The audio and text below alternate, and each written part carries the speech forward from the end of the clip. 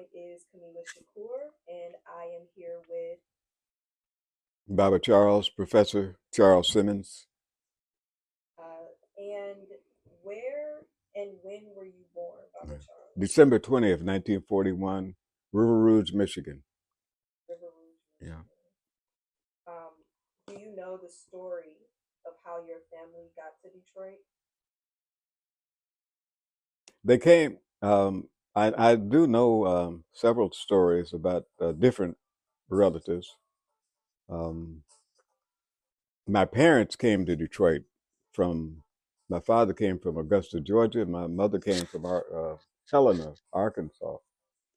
Um, but I also lived part of the time with my grandparents. I say they were mainly the people who raised me, my paternal grandparents, and that grandfather he had to escape Georgia, so he that's a very interesting doing around World War I. But my grandmother Annie Wright, she came from Augusta. She was a city woman. Mm. Um, but all of the adults that I was around in the 1940s had just recently immigrated from the South. So they were part of the mass migration during the First and Second World Wars, between that period. Um, so I was exposed to Southern culture, Southern Black culture, from the beginning. And my grandmother taught Negro history at King Solomon Baptist Church. And my grandfather was active with the United Auto Workers before they were legal, because the trade unions in the United States did not become legal until 1941, the year I was born. And so I was just a toddler during the riot of rebellion in 1943 in Detroit. So I heard a lot about that, and my grandmother would take me around. She was also active with the Baptist Women's Auxiliary, which was a descendant of the Colored Women's Club movement from the 1800s. And in that movement, the people who you've heard of, such as Ida B. Wells and Harriet Tubman and Sojourner Truth, they were all participants in the Colored Women's Club movements. And so the work that my grandmother and her sisters in the church, and sisters in the community, they did a lot of work in the Parents Teachers Association. They did work just lifting up the community, always serving poor people in the community wherever they were. We were still, although officially the Depression was over around 1940, but in the Black community, Depression was still going.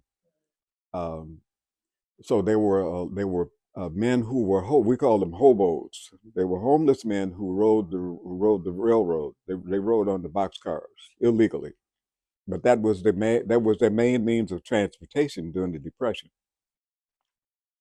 And so a lot of the culture that I was experiencing, introduced to as a small child, was a continuation of the New Deal, of the Depression period, the New Deal policy of President Roosevelt, that um, created something like 12 million jobs that the federal government financed. It was the first. So this is what the immigrants, the Black immigrants, were experiencing where I was around.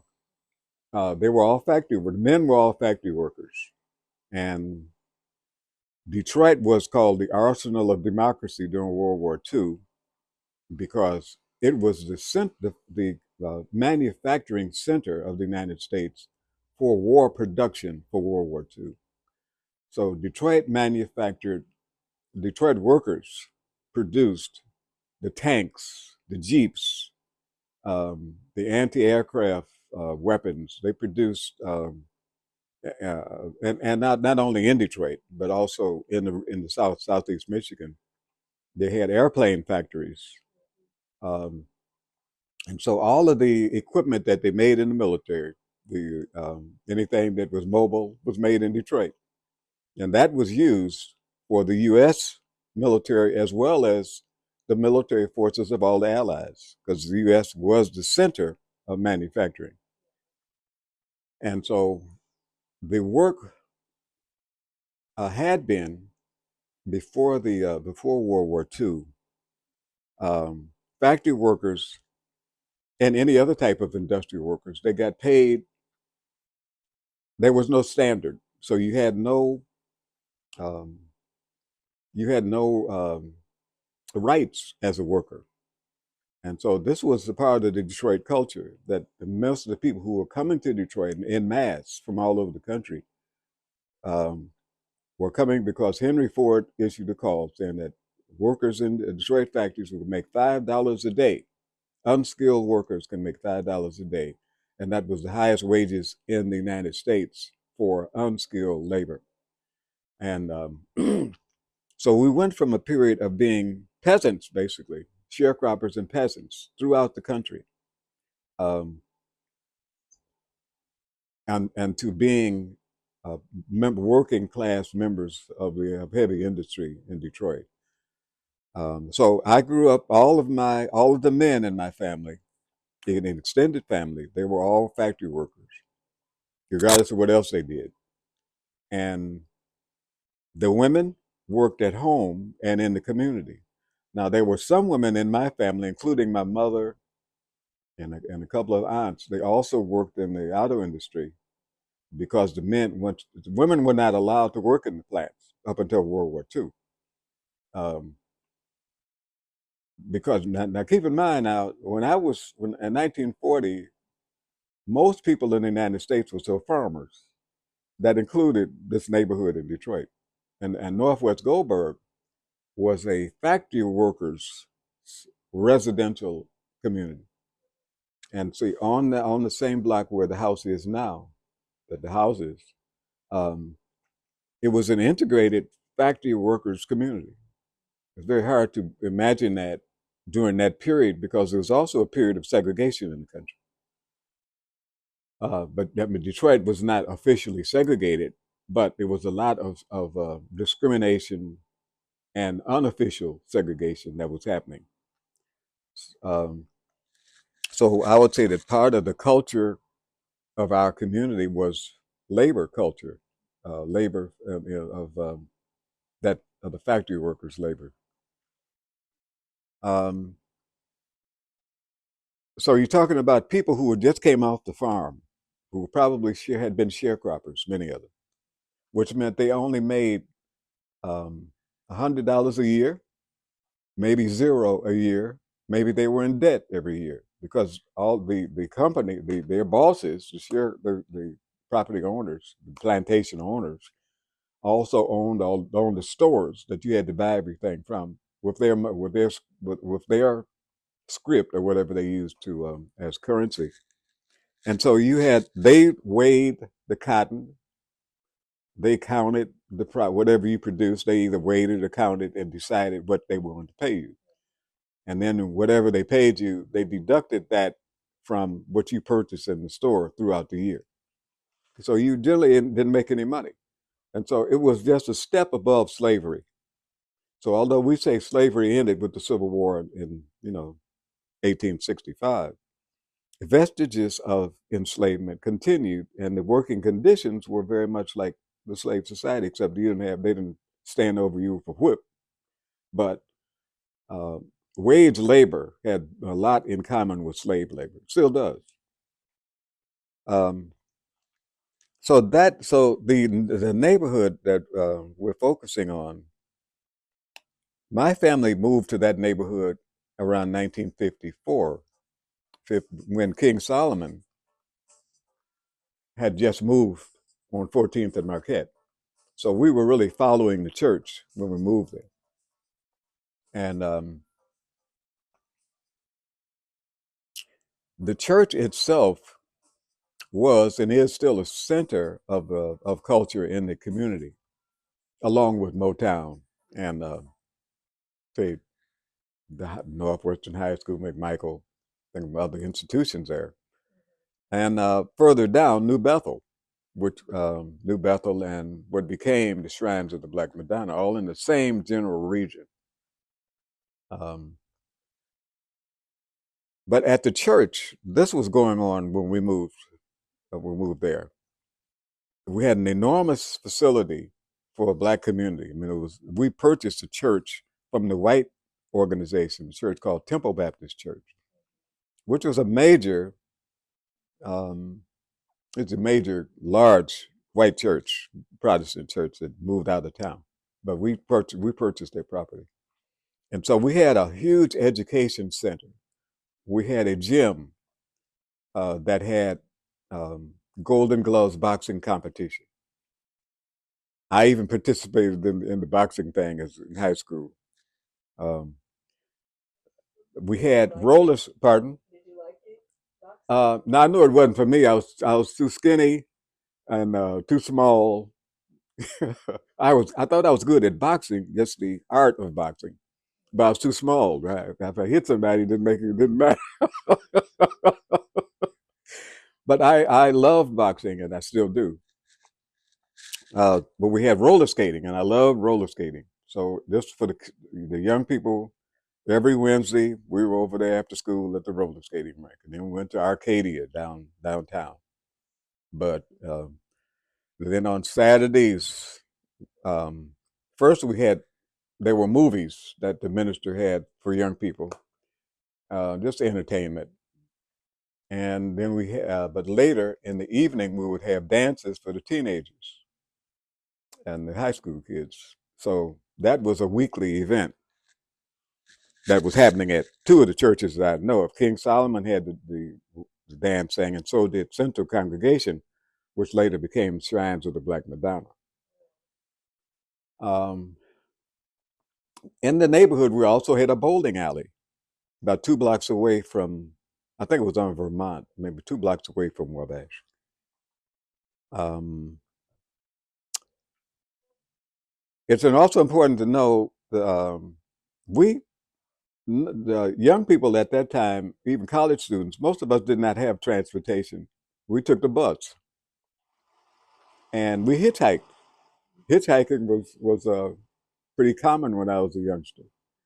Now it became frowned on because later on there became some violence associated with it. Um, but that was standard. So I had to take the bus to. I went to Chadsey High School. First, I went to Sampson Elementary, but that wasn't in Northwest Goldberg. So when I got to Northwest Goldberg in '54, I was just starting high school at Chadsey. And Chadsey was partly a trade school. My grandmother was a Booker T. Washington missionary, I would say. And Booker T. Washington advocated that all black young people should get a trade.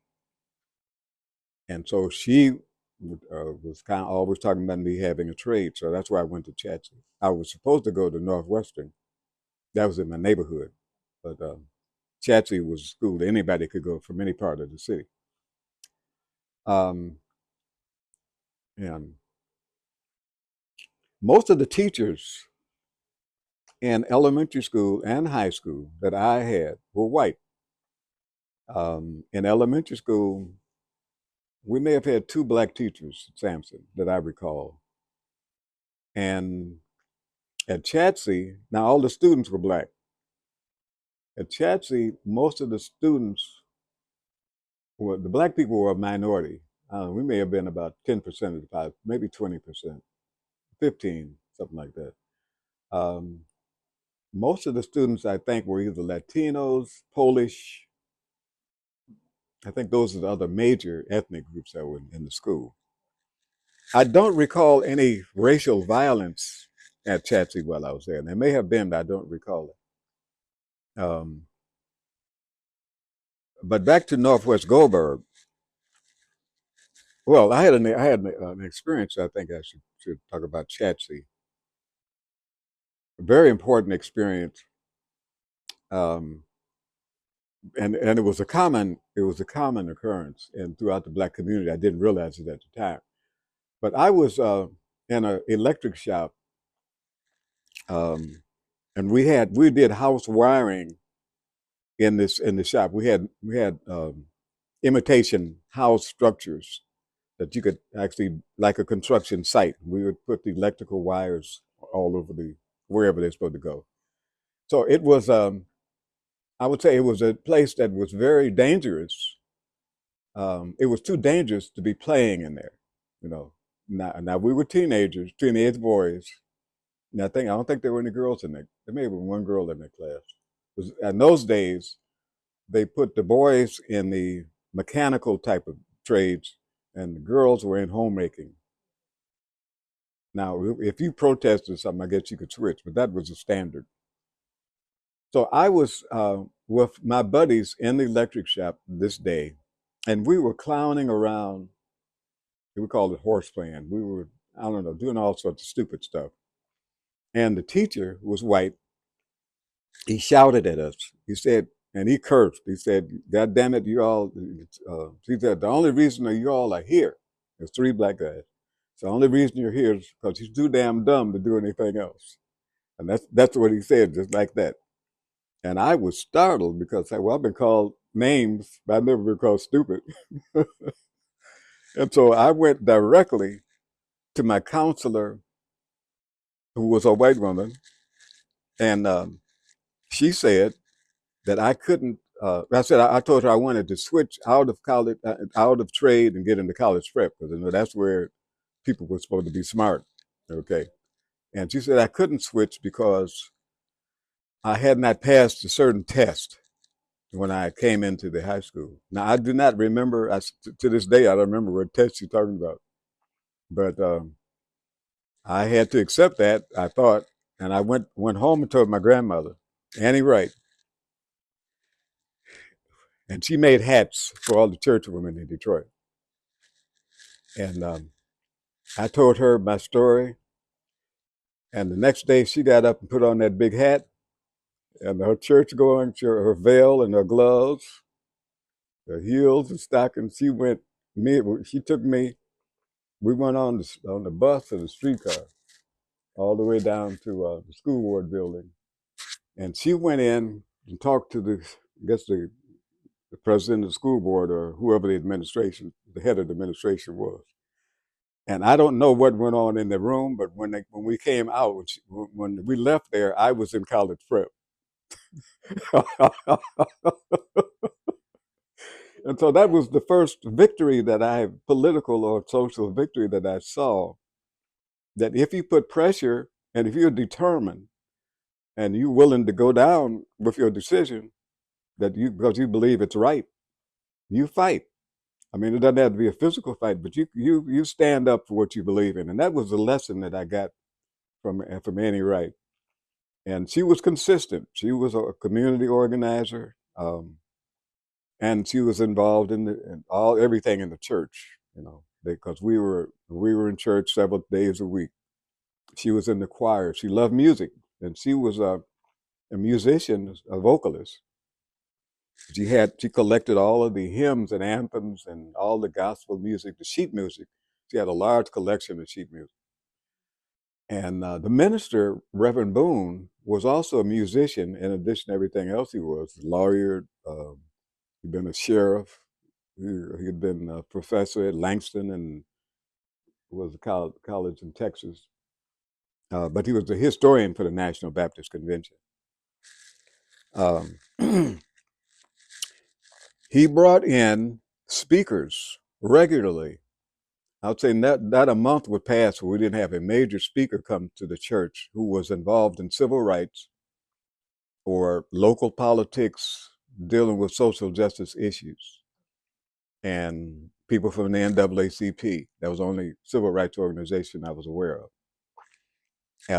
I got to meet um, the mother of Emmett Till came to the church. And this was around, I think Emmett Till was killed around 55. And his mother came to the church the same year. And she was standing right in front of me. I mean, I was sitting on the front row in front of her. And I was thinking I was the same age as Emmett Till. and I also went south every year to visit my relatives. And so the same thing that happened to him, I always think, could have happened to me very easily. If to any of the that was what Emmett Till was doing was the norm at that time for black families that had migrated to the north. The children would go back south to be with the extended families in the south during the summertime. Not everybody, but a lot of us. And so I went practically every summer. I went to Georgia to stay on the farm. So I knew. I just shared that tragedy with his mother, Mamie Till. I saw Thurgood Marshall at King Solomon, and this was right after Brown versus Board of Education. So that was around the same time. That was around 1954, 55 also. And so that's a lot going on. Martin Luther King came to King Solomon before he was well known. This was just at the beginning of the Montgomery Bus boycott, and he attended the. They had a Baptist convention that was held at King Solomon that year, and he came to that. Um, many people who came, and so I joined after Thurgood Marshall came. I joined the NAACP youth chapter around mid-50s, and I didn't I didn't get much involved beyond recruiting, passing out, recruitment literature and getting people to join. But I recall that there was a discussion at an NAACP meeting during that period about the national decision to expel Robert Williams from his position as chair of the NAACP in Monroe, North Carolina. And I didn't get all of the details. I left very confused. I didn't know. Nobody really explained to me what was going on. I was the only young person in the audience at that time, at that meeting. Um, so in 1959, let me say this, back up. My mother and stepfather in River Rouge were business owners. They had a grocery store, they had an apartment building, they had a car wash, um, and a little restaurant within one of the car washes that was in Ecorse, right across Ecorse was right across the street from River Rouge on Bisco Road. And I think that they were major players in the community, but their work was so long. They work seemed to me that they were working 24/7. I mean, I don't know when they went to sleep. They just worked in the store and community stuff. And in fact, it kind of turned me against being a business owner because that they never did get any rest. So while I was comparing their work with my grandparents, my grandfather worked hard at Ford's, but he only worked nine hours a day, I guess. But he didn't probably could have worked longer hours, but he probably chose not to. So I thought that was a better situation to work, 9 hour day compared to working all day, all night.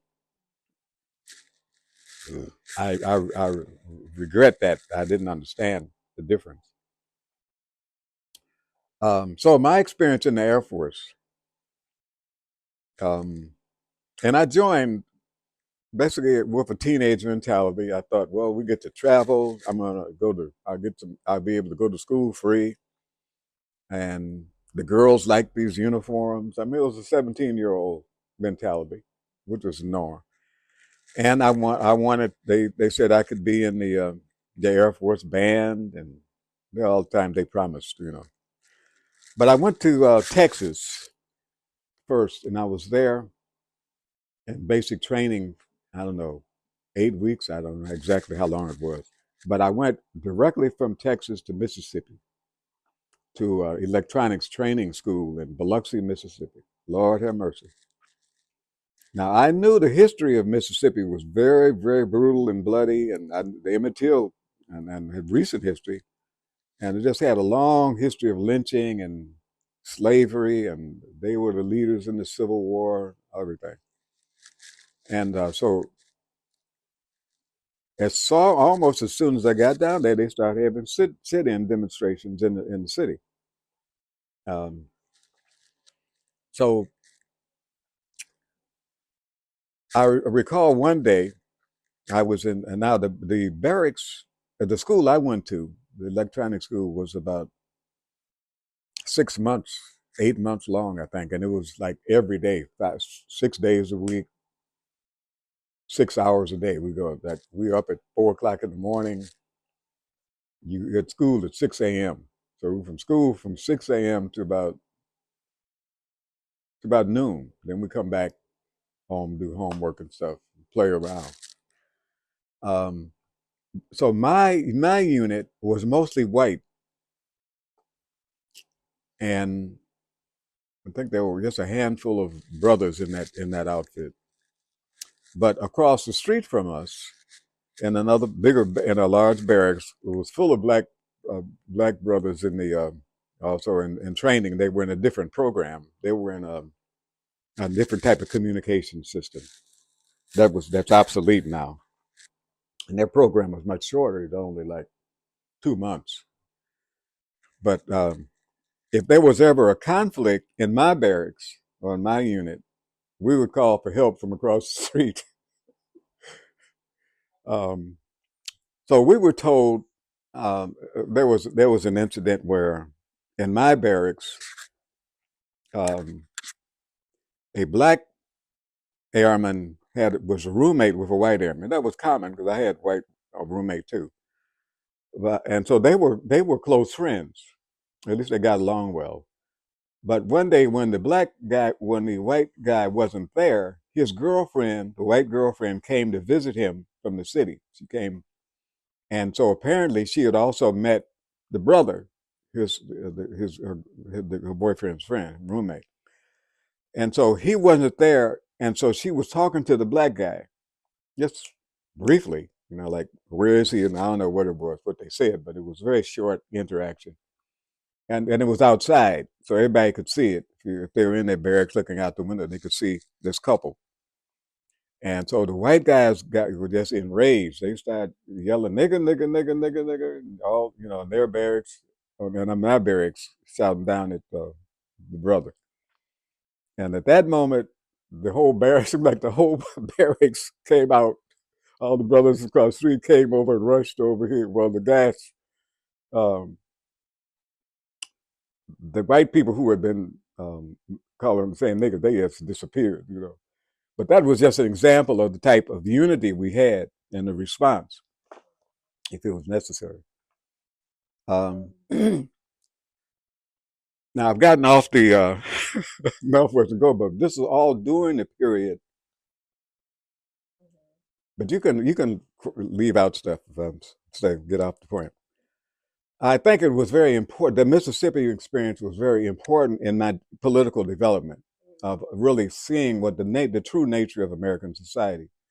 Because even though I was aware of a lot of Negro history, I hadn't seen it personally. I knew what the elders had experienced, but I hadn't experienced any racism directly, or what if I did, I wasn't even aware. Because you have to have a certain amount of consciousness to pick up nuances. Yeah. Thank you for sharing those things. I do think it's all connected. Um, I wanted to know if you, what, were there any important places or people that you remember in this area? I know we talked about King Solomon. King Solomon is is hugely important in this area. Were there any other places that had an effect on you where you spent a lot of time? And this could be when you were younger or when you got older and came back. Just anything Well, that see, I had only been in Northwest Goldberg from say 54 up to 59 because I joined the Air Force in 59. So I wasn't in Detroit, and then I came back to Detroit in 63. Now, I'm trying to think of other places during that period. I can't think of anything else other than King Solomon that I was involved in. Because I didn't go to school in Northwest Goldberg. And the church was the main place where you The would church was the main socialize. main center because we did everything in the church. See, also keep in mind that the black population in the United States, and I don't have data, but the majority of black people went to church Right. because we were still Southerners basically in our culture. In the South, 95% of black folks go to church. So that's still true now, maybe 90%. Um, but church is much more than a religious institution. So that's what a lot of people don't understand. Most of what we were doing was a cultural, um, educational type of or athletic activities, but it had the character of an extended family, and that's also very important um, because it was the center of the black community, socially and politically. The church experience was the cultural center, which is not true. It's I would say today it's a center, but it's not the center. It's a center. There's a lot of black folks as white people who just fell away from religion, period. And some of those who didn't, they still don't see the need to go to church. Um, but it was a unifying institution in the community, and regardless of what the particular faith was, I think the role of all the different Christian denominations, and um, I didn't know anything about the Muslims until probably I heard my sister knew some Muslims when I was in high school. Okay, but I didn't. So I hadn't even heard about the black Muslims at that time, even though they were meeting at King Solomon. They had church meet. They had Nation of Islam had meetings at King Solomon um, during the 50s. We rented the space to them, so our congregation wasn't involved in it. But I do remember some occasions there was large numbers of folks there. Not until 1963 when Malcolm spoke at King Solomon. The same year that I came, that we started Uhuru. Now, Uhuru used to often meet at my house on Wabash, which is next door to what we call the Hush House now, but actually the original Hush House is next door. um,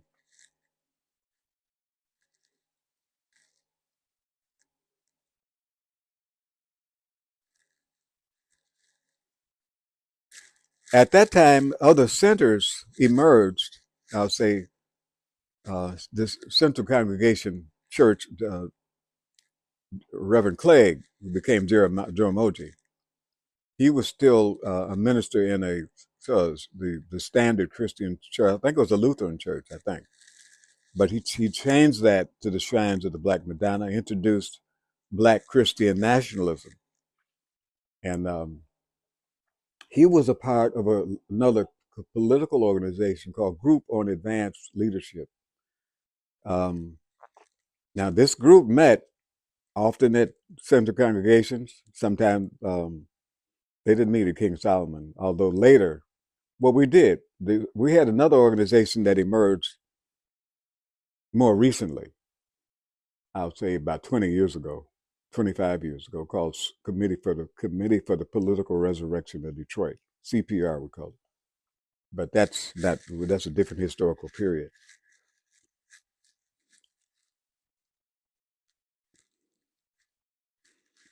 Now another organization was formed that our house I think was a central meeting place, and these were my grandparents' associates at the church and other churches in Detroit.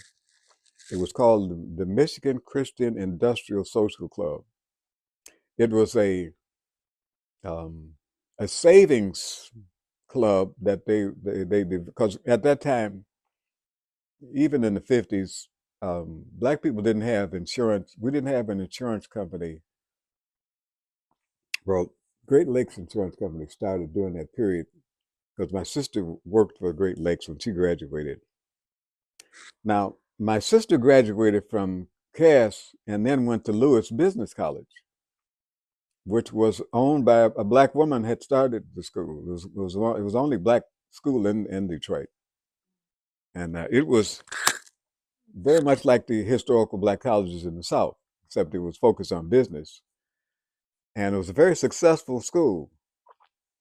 Now, when Mildred, that was her name, Mildred graduated from um, Lewis, the graduation dinner was held at the Gotham Hotel, which no longer exists, but it was one of the finest hotels of its type in the United States, and it was a black-owned hotel.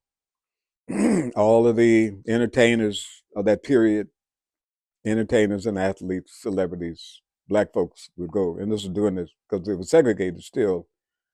You wouldn't be, they might let you into a white hotel, but they wouldn't treat you right, and so therefore you don't want to go. You're going to be spending big money. You want to spend it with somebody at least going to treat you right. So I think it's important to include the Gotham Hotel in this history of in Detroit in general. Um, I'm just jumping around. I wanted to ask about at King Solomon. Do you believe that art was an important? You said that King Solomon was a cultural center. Mm-hmm. So, do you feel like artistic talent was nurtured there? I feel like I read something about the Supremes performing there at some point. Do you feel like that was a important part of the history of King Solomon? I would say art in terms of music, yes. Okay. Now we did have. I remember in the '60s there, and this is well, yes, doing because King Solomon had the Boone House next door. It was on the church campus, right next to the auditorium. Was a house. It was a cultural center for artists, and so it was a part of the Black Arts movement that begins parallel to the Civil Rights Movement. And one of the Detroit's great artists, Ron Milner, is a playwright. We became friends later, but he told me that he received his first artist in residency at King Solomon at the Wow. Boone House. He stayed at the Boone House for a year, and he said one day he was looking out the window at the church and he saw Malcolm X speaking there. So, um, but all of the people who came to the Boone House, and I'm gonna be talking about that. This is King Solomon's centennial year, and we're going to be having some programs. I'm going to be on one of the programs, at least talking about that history of the Boone House. Gwendolyn Brooks, a major poet laureate from Illinois, and Langston Hughes, the Shakespeare of Harlem. Many of the poets, and Dudley Randall, who started um, Broadside Press, he was there, and so all of the artists in the community. Now these were all types of artists who used to come to the Boone House. Not, I mean, they were poets, writers, visual artists, all types of And this musicians, was in the everything. 60s. Yes. Well, it started in the '50s. Started in the Yeah. 50s. Um, and I don't know exactly when it started, but I've got a book. I'm going to be writing more about that for this year. Um, I'm trying to. Yeah. So when we talk about the Black Arts Movement in the United States, we need to talk about the Boone House because it's one of the first in Detroit, and it wasn't the only center where artists congregated, but it was a major center. Now I do also remember a couple of art events that were at the church. just for visual artists. They would come in and do paintings, do portraits of people on the spot, you know. And I recall one of my girlfriends who came at the church. We were all in the choir together. Sandra. Sandra had short, nappy hair, which at that time we hadn't seen afros. At least I had. We hadn't seen them in Detroit, New York. I went to New York in '63, and they were already ran afros there.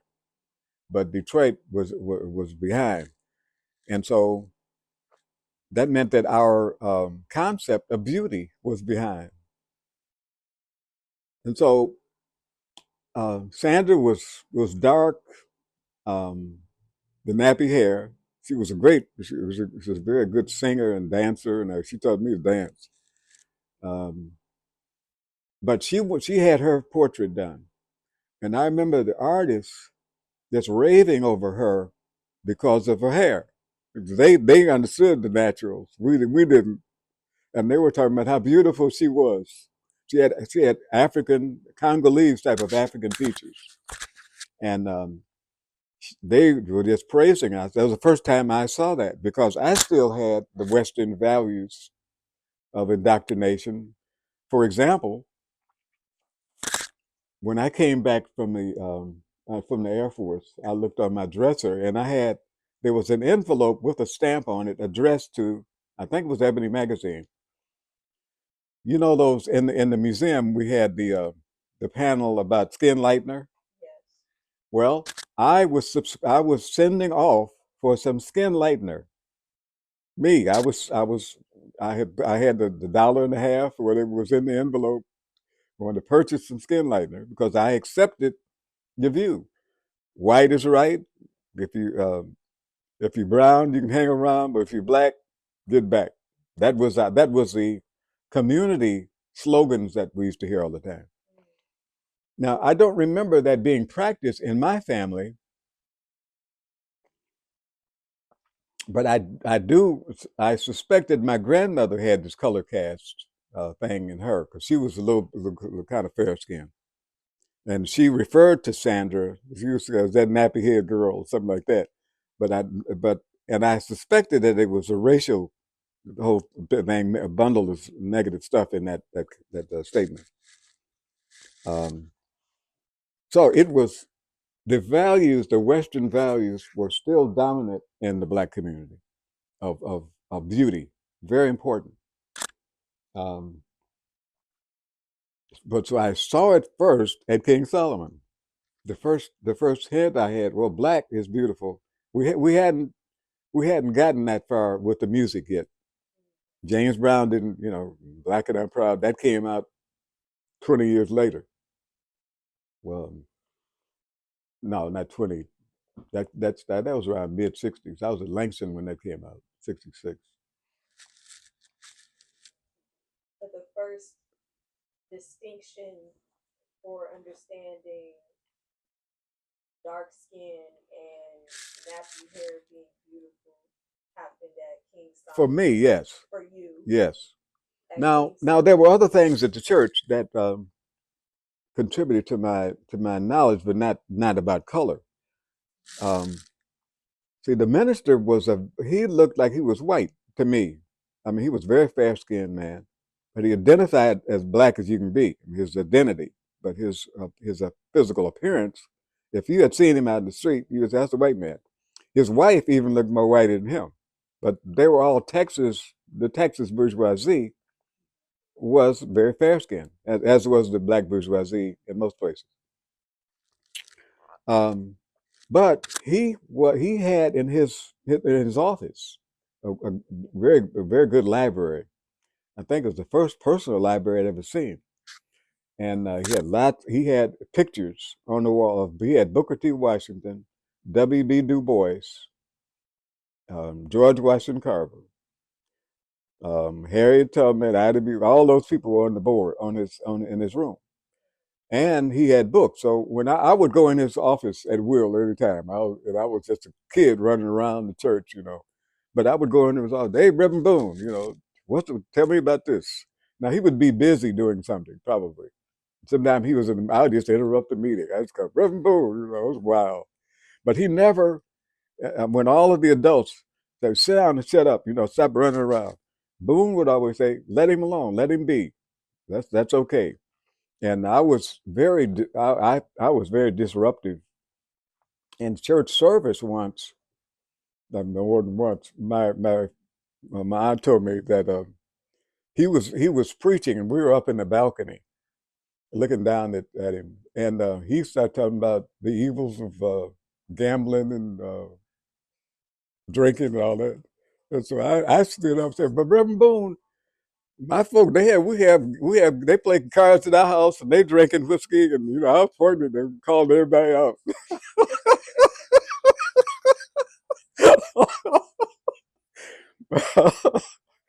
The mom told me out there, said folks are so embarrassed, but I'm sure the minister, he already knew what I was saying. You know, he been Right. around the people all the time. And I would be in the audience, and I would just holler, Reverend Boone, you know, and he'd say, hello, Charles, and go back to his service.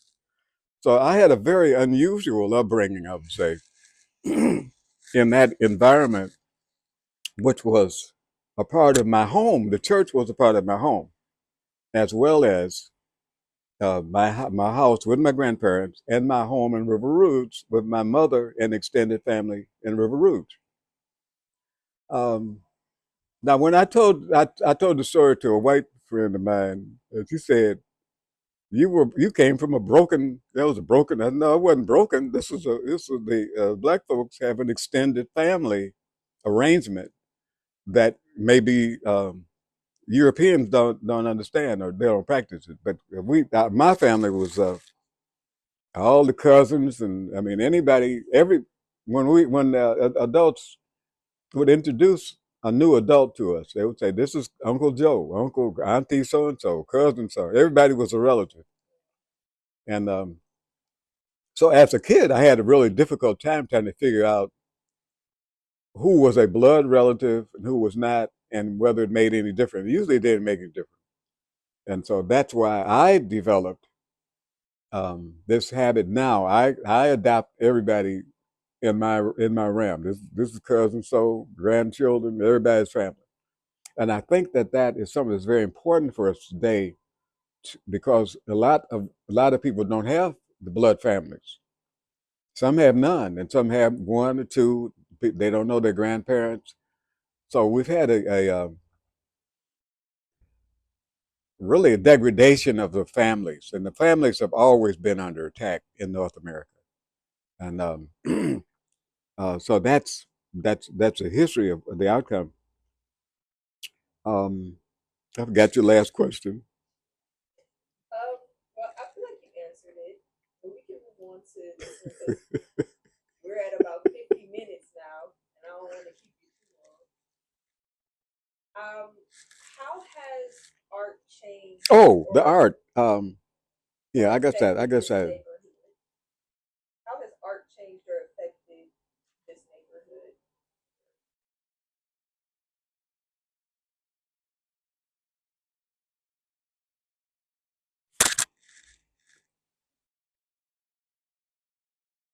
I have to think about that more. I can't reach that.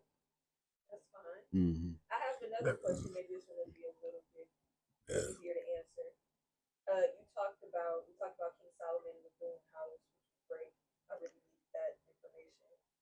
Um, do you think that Hush House was in some way kind of like within the legacy of how important art was? I feel like Hush House is one of the places in this neighborhood. We have the Motown Museum there and things like that. But before that Motown Museum was there, Hush House was just like, The Motown was not a museum at that time. It was just a rehearsal studio, basically. mm-hmm, Now it was there. Just two houses, as I recall. And I remember going. I would pass by there every day, and when I was in high school, and the Motown entertainers, before they weren't popular. They weren't famous when I first heard about them. My younger sister Carolyn, she hung out with all the Motown people when we were in high school, so she knows everything there is to know about Motown, and she's still friends with all those folks. Um, but I remember seeing Stevie Wonder. We was calling him Little Stevie Wonder. He was just a teen. He was just probably 15, 16 years old. He'd be hanging out, Diana Ross, all those people would be out in the street between rehearsals and talking and joking and stuff, standing outside on the street.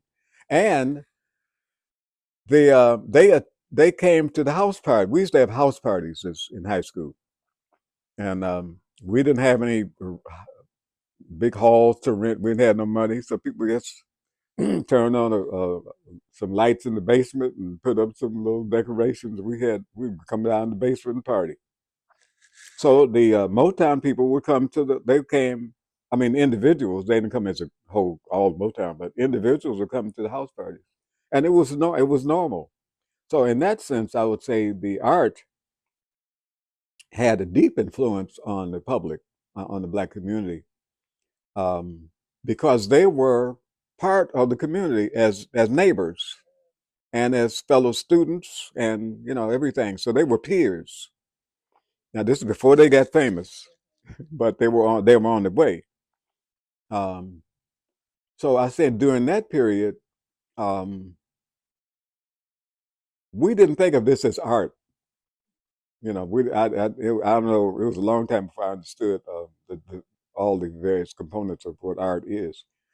So we were into the music, and so many people, especially the young men, teenagers, we'd be standing on the corner all the time singing, trying to call ourselves a quartet.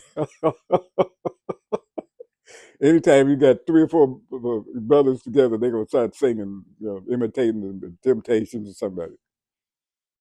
So it was an integral part of our lives. Now,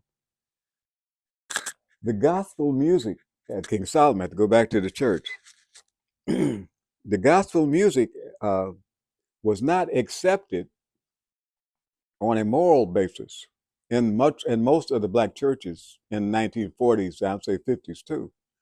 So only a few black churches allowed gospel music to be performed in the churches. It was considered sinful music, like the blues, and so we weren't supposed to listen to worldly music.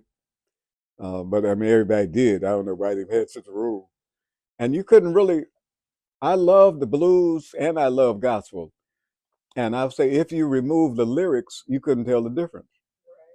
But gospel music was acceptable at King Solomon, and King Solomon became the national center. I'm saying national. I don't know if it was national, but throughout black communities around the country, King Solomon was known for gospel music performances, and we had one practically every month. I mean, because we used to have lots of quartets, the Five Blind Boys, the Traveliers. I mean, they have made up some names, but they were very popular.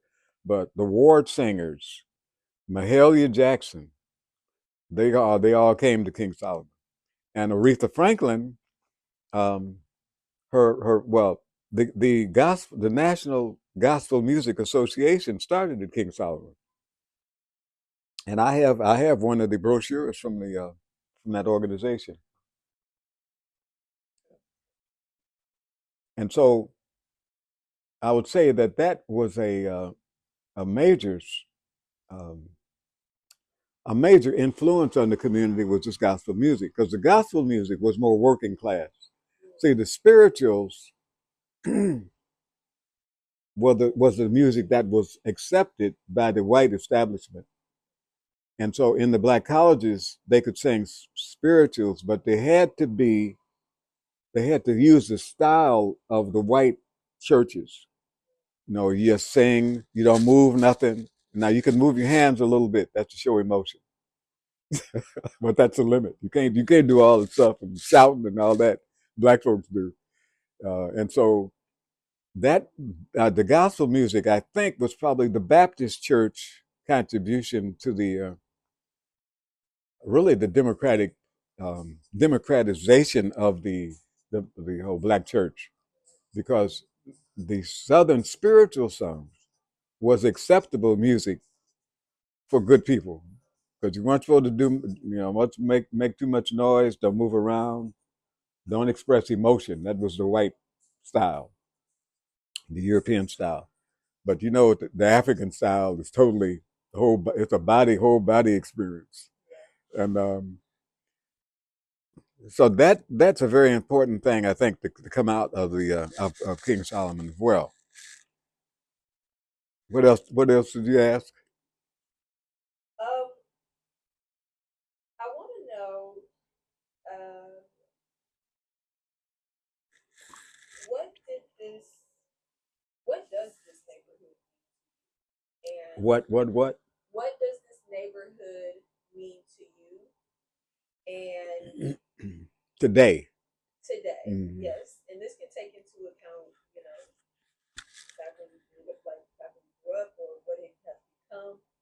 But what does it mean to you now? Well, let me tell you what we had planned before my wife passed, and this I say was about 10 years ago.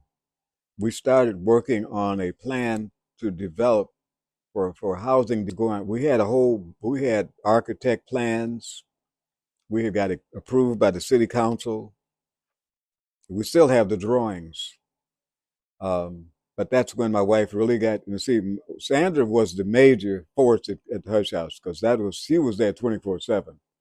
She was the full time manager, employee of Hush House. Um,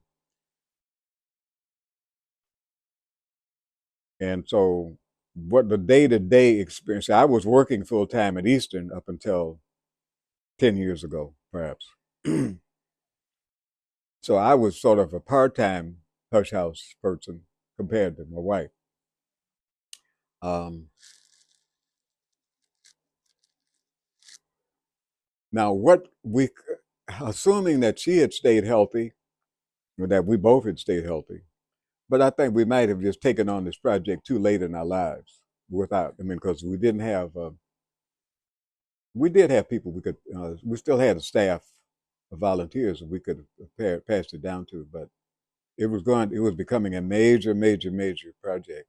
Now, the next step would be the fundraising to get the multi-million dollars or grants and stuff. But we hadn't started that. But we did have a plan for what we wanted the neighborhood to look like, and it included recreation center, it included Hush House, um, it including walking space, so we didn't have cars everywhere.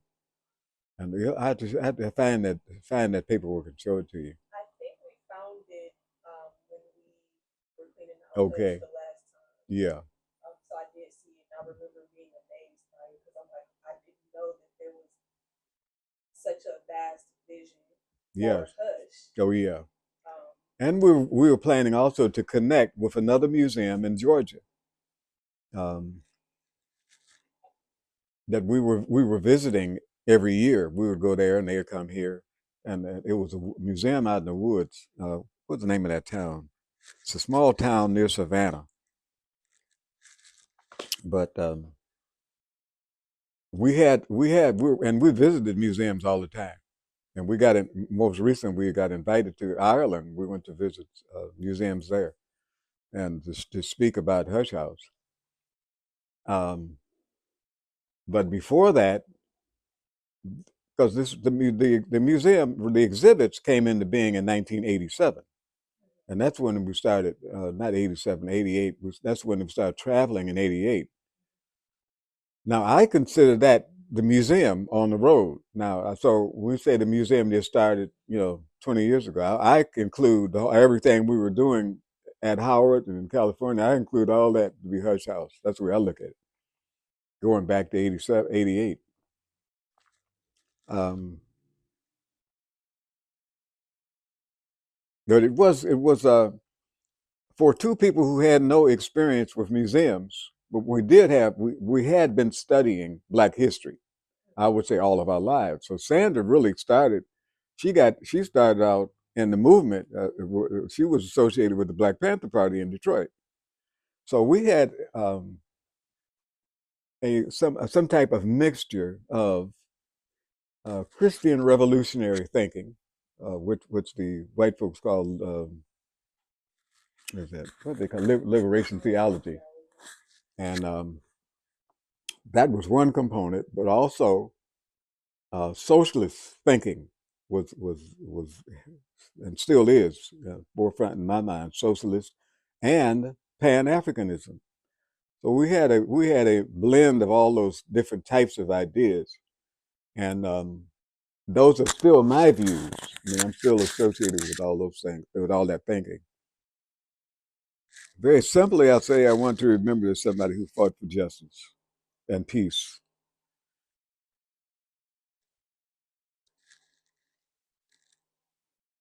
Yes, that's it.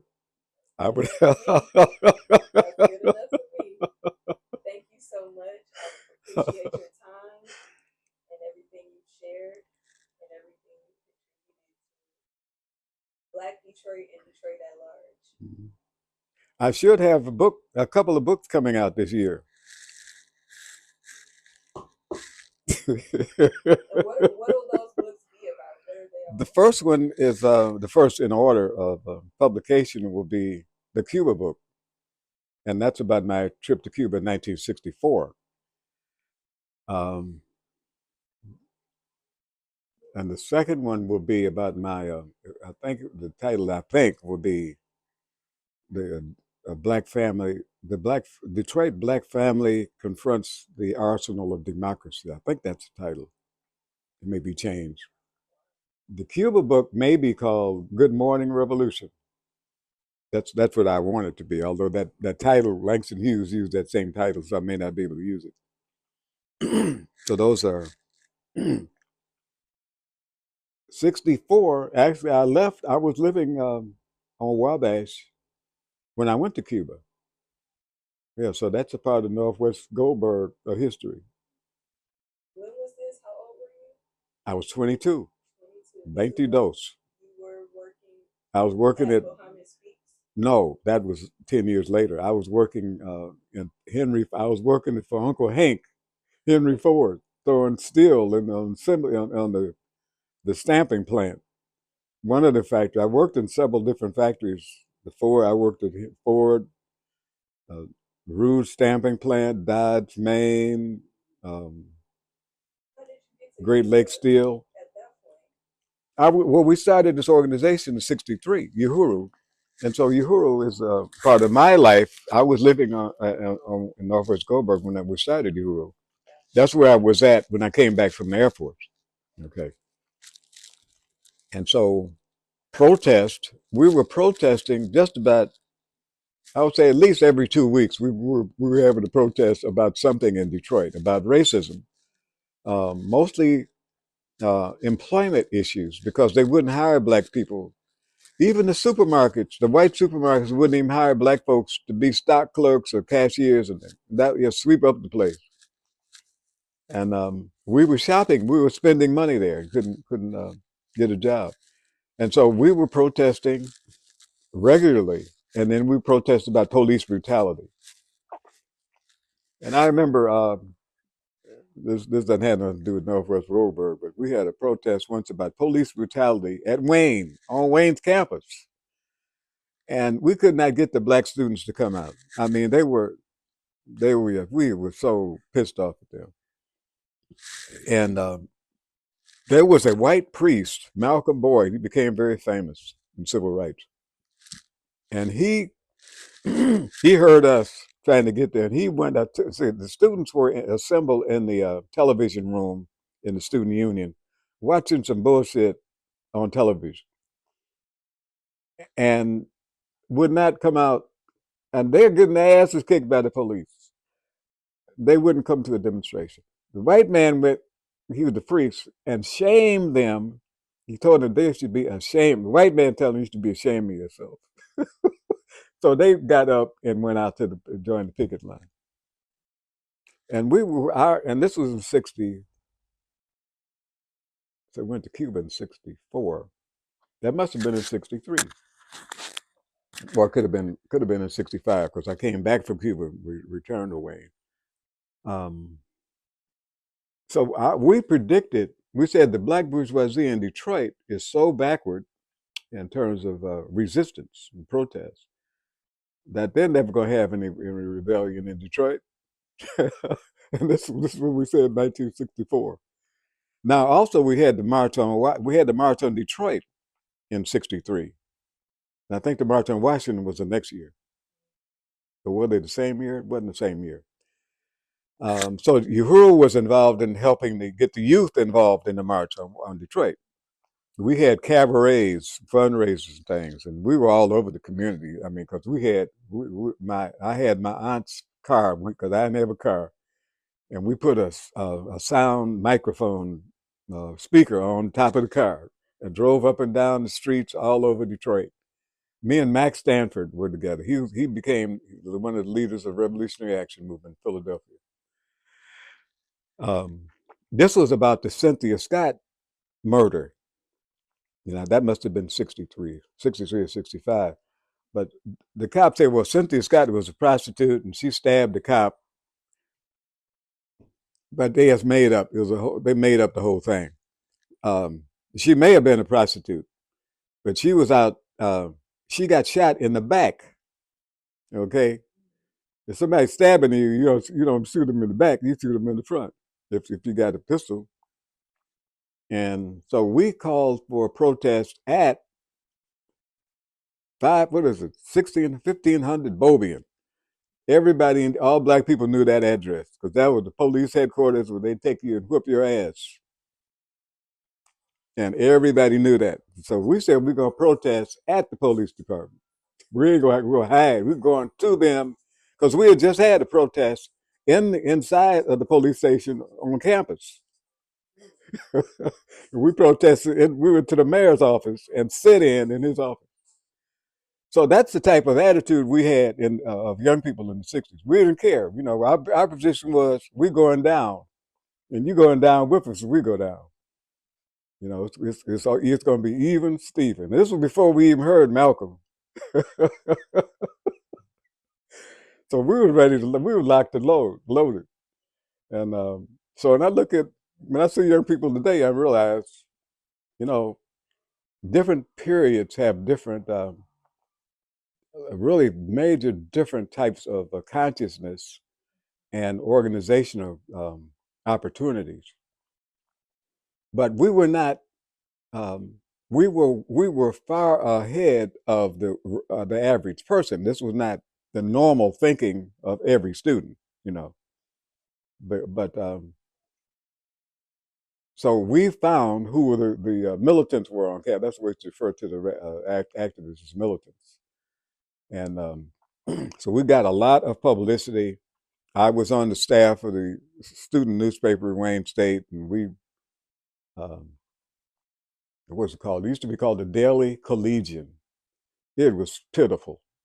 I mean, they didn't, they were still talking about, do you ever heard of panty raids? You ever heard of that? I think so. The white girls would put their panties, because on the dormitory, they would put their panties outside on the banister, some crap like that. And so the boys would be trying to get to the girls with the panties under. And so they would be writing articles about that. What's the stupid stuff that fraternities and sororities, the games they used to play. That was in the newspaper. So I came in and started writing about civil rights immediately. Talking about all the protests that was going on all over the country and shit. And so we got invited, you know, to youth groups to speak and everything. And then some professors were invited, social studies professors invited to speak. Here these crazy Negroes teaching got a hate speech. Luke Tripp, who's on the board in Minnesota, he was the president of Uhuru. Now he seemed like a very quiet, shy person. He was a hell raiser. Yeah, he's the St. Cloud. Huh? Have you spoken with him I lately? spoke to him last week. With all that's going on out Yeah, there, I know there's he's a lot busy, going I'm on. sure. And his family, he's got a son who's a comedian. And I saw him recently on YouTube. So he's talking, and he's a serious person. I mean, he's talking about all that stuff going on. But I went there to speak during the Flint water crisis. I did some speaking around the country on that. And so I spoke in Minnesota at the St. Cloud, and I spoke at the University of Minnesota in the Twin Cities. I was talking about the environmental issues. Um, so Uhuru really needs to be a part, at least of my activism at Uhuru, and because they often met at the Hush House. I mean, there wasn't no Hush House. There's another thing about the house was that I mentioned the old folks started the Christian Industrial Social Club, and the Uhuru used to have meetings there. But my aunt, who lived there later, actually she was my cousin. She was my father's. She grew up with. She was my father's first cousin, but they grew up together. I call her aunt. The Southern tradition, you don't call an older person who's your cousin. You don't call them. You know about it. Okay, good. You got some history. Good, good. You got some culture. Well, I don't know who does because a lot of young people don't have any contact with that history. You see, haven't had any.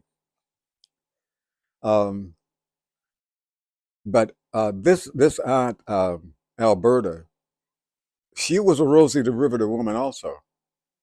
I said my mother was Rosie the Riveter. Her sister Geneva was Rosie the Riveter, and a lot of cousins who were old enough to go and work in the factory were working in. So I had a lot of Rosie the Riveter women in my family, and so she put in about 30, 40 years at Chrysler. I don't know how long, but she was also involved with the Elks and the Eastern Stars. I think was one of the sister organizations to the Masons or something. Um, and I have a picture of my grandmother at a demonstration. This must have been in the 1930s. They were trying to get a black person elected to the state legislature, and in that in that picture, I see several of my family members in the protests, and there were Garveyites in their uniforms standing in the protest. Very good picture. I got to blow it up. But the Elks were involved in supporting the person who preceded me at Muhammad Speaks, attorney Charles Howard. He was a great historical figure himself. He was a nephew, I think, of the Bishop Henry McNeil Turner, who was a black leader in the 1800s. um, but this was she was the second generation from the grandmother, and they had parades. The Elks, the Eastern, they had parades, a lot of parades in the community, just sort of entertainment type parades. And they would be strutting their stuff around, and they had these beautiful uniforms, and they were just, you know how black people can act, we can cut up, and so she was one of the very distinguished um, sisters of the Eastern Stars and the Elks, and and she was very close to me. She was my father's, really his sister, and all of the cousins. Um, so she had a great influence on me, not in a political or social justice way, but yes, she was a very kind person and very generous. She gave me stuff, any kind of holiday, birthday, she would take me out, me and my sister, and I just felt so much love from her. And I regret that I wasn't able to repay that in some way to the elders who I had grown up under. But what she did in the community, she had gardens, well, one thing, and she was all the kids in Northwest Gold, certainly all the kids on Wabash, and the families nearby. Any kids who brought her a report card, if they brought her a good report card, they were going to get some money or something. And she would give them birthday. She knew all the kids and their families. She'd give them birthday presents and Christmas gifts and stuff. So she was on that block. She was the original Auntie Mama. We didn't have a name. We didn't have a proper name for her status. We couldn't call her cousin. And the aunt wasn't sufficient with her because of all the stuff she was doing. So she said she was playing the role of an aunt and a mother. We called it Auntie Mama. But she was the Auntie Mama for the whole neighborhood. And she was the elder, probably one of the oldest people in the community. After she died, the lady across the street, who just she just moved away, Johnny. She lived directly across the street from the museum. It's a green and white house. They were from the country, the couple, and they love gardening. So they set up their garden on the corner. Mm. That's not functioning now. Um, but Your we, aunt, what years was she there when she was on the block and she was like, I would say, in well, she was there when I came back for the Air Force. She had moved in. I came back in '63. I don't know when she came because I left in '59. I came back and she was there, like in '63. So, okay, but she stayed there until she passed in '96. okay, Mm-hmm. gotcha. But she was the mother of the community. Then there were others later. There were others who were just dedicated to people in the community, and that was a very it was a position of honor in the community. And they had a great status in the community. And this was not elected officials or anything, but they were just people who were loved. Now, I would say also that we had, at that time, we had neighborhoods. That is, when there was a problem in the floods, we had lots of floods in the water mains. That's been an ongoing problem because they ain't fixed it. They ain't really installed some new water mains in the city in about since the Civil War, probably. So all of them are busting all the time. So the men would come out in the neighborhood because the city wouldn't clean up the side streets. And so the men would come out and clean out. They clean out the manholes, and so the water could run. It was snowing. All the men would come out, and this is not only Wabash, but the place I lived before in Whitewood, the same thing. Whatever was happening in the community, the men came out and did it. If it was something the women needed to do, the women would come out and do it. The women would sweep the streets out in front of their house. And so we used to have. I remember when they had horses carrying wagons up and down all over Detroit. The milkman, they used to have a wagon